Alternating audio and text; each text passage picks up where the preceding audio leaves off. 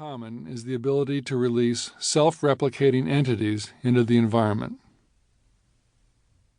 We have lived for some years with the first of these self-replicating entities, computer viruses, and we're beginning to have some practical experience with the problems of biotechnology.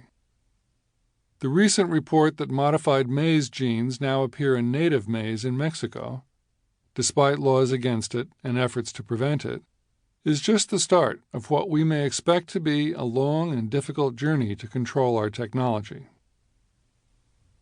At the same time, long-standing beliefs about the fundamental safety of biotechnology, views that have been promoted by the great majority of biologists since the 1970s, now appear less secure.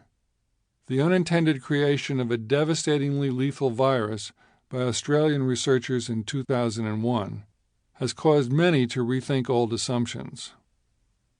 Clearly, we will not be as casual about this technology in the future as we have been in the past.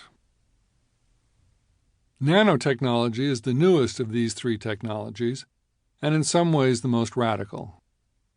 It's the quest to build man-made machinery of extremely small size, on the order of 100 nanometers, or 100 billionths of a meter.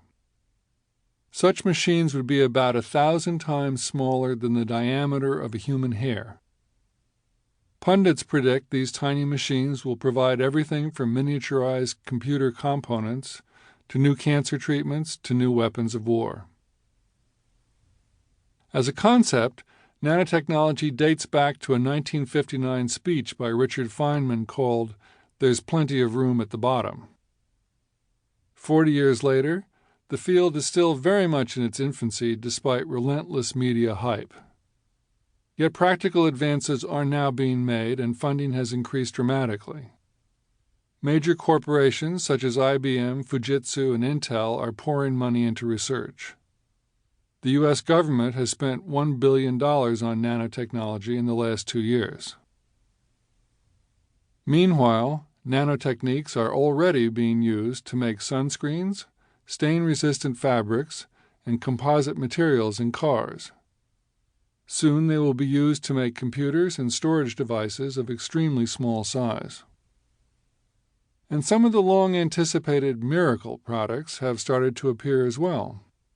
In 2002, one company was manufacturing self-cleaning window glass. Another made a nanocrystal wound dressing with antibiotic and anti-inflammatory properties. At the moment, nanotechnology is primarily a materials technology, but its potential goes far beyond that. For decades, there has been speculation about self-reproducing machines. In 1980, a NASA paper discussed several methods by which such machines could be made. 10 years ago, two knowledgeable scientists took the matter seriously, and I quote them, "Within 50 to 100 years, a new class of organisms is likely to emerge.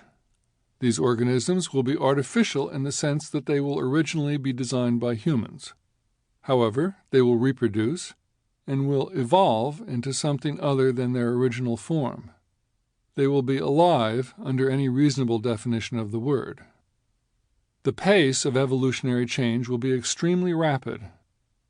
The impact on humanity and the biosphere could be enormous, larger than the Industrial Revolution, nuclear weapons, or environmental pollution.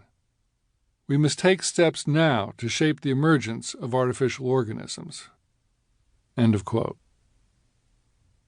And the chief proponent of nanotechnology, K. Eric Drexler, once expressed related concerns, and I'll quote him. "There are many people, including myself, who are quite queasy about the consequences of this technology for the future.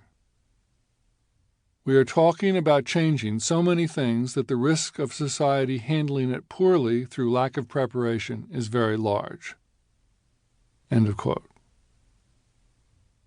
Even by the most optimistic or dire predictions, such organisms are probably decades into our future. We may hope that by the time they emerge, we will have settled upon international controls for self-reproducing technology. We can expect such controls to be stringently enforced.